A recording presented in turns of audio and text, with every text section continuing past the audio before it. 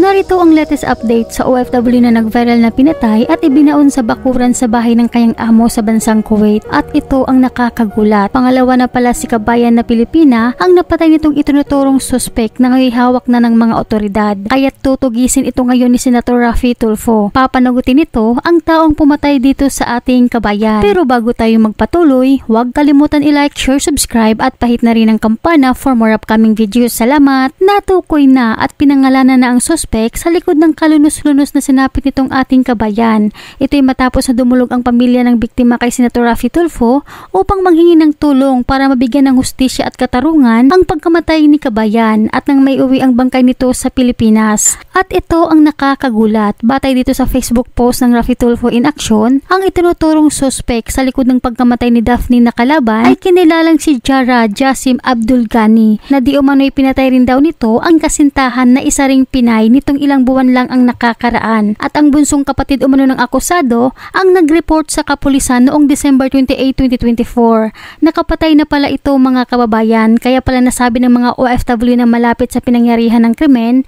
na galing kulungan ang pumatay kay kabayan. Ito pala yung dahilan. At batay pa dito sa post ng Raffy Tulfo in Action Facebook page, nagkipag-ugnayan na umano ang chairman ng Migrant Workers Senator Raffy Tulfo sa DMW at TFA para alamin ang buong detalye sa pagkamatay nitong ating kabayan, at nang malaman rin daw kung ano daw ang relasyon nito sa suspect na si Zara, kung amo ba daw niya ito, at nang masiguro daw na mananagot ang taong pumatay dito sa ating kabayan. Samantala, matatandaan natin na unang isinulong ni Kaagapay Kabong Concha na magkaroon ng seminar ang mga employers na kukuha ng mga kasambahay sa Pilipinas at magkaroon ng monitoring sa mga OFWs. Sinundan itong isinulong ni Senator Raffy Tulfo sa Senado na ipapatupad ang strict monitoring para sa mga OFWs kasambahay. Kahit nasabi nito ngayon sa DMW at iba pang mga kinauukulang mga ahensya na mahigpit na ipapatupad na ang strict periodic monitoring sa mga OFWs, lalo na sa mga nakabase sa Middle East na madalas naging biktima ng mga physical na pang-aabuso mula sa kanilang mga amo. Napakaganda sana kung maipatupad ang batas na ito para magkaroon naman ng takot itong mga salbahing amo na gumagawa ng di maganda sa kanilang mga kasambahay. Kasi hanggat hindi nababago ang batas para sa mga OFWs, paulit-ulit lang din ito na mangyayari. Ika nga kay Kaagapay Kabong Concha, walang pangil ang batas ng mga OFWs. Kaya ganito ang sinapit ng iba. Pinatay, binugbog, hinahalay, minumulistya, inaalipin, patayan sa trabaho yung iba, wala pang di-off. Walang pagkain na maayos, pinapatulog pa ang iba sa CR at kung ano-ano pa.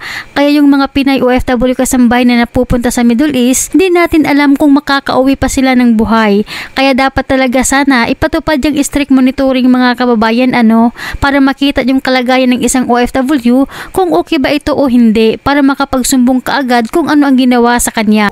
We are still yet to find out the results of the investigation on the ground, and again our best interest here is to seek justice for our dear OFW, our slain OFW, and at this stage we are still yet to find out the fuller details.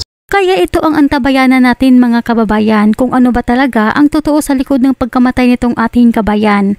Lalo na ngayon na may isa pa palang Pinay na pinatay ang suspect na pumatay dito sa ating kabayan. Hanggang dito na lamang po, mag-ingat po kayo palagi kung saan man kayo ngayon.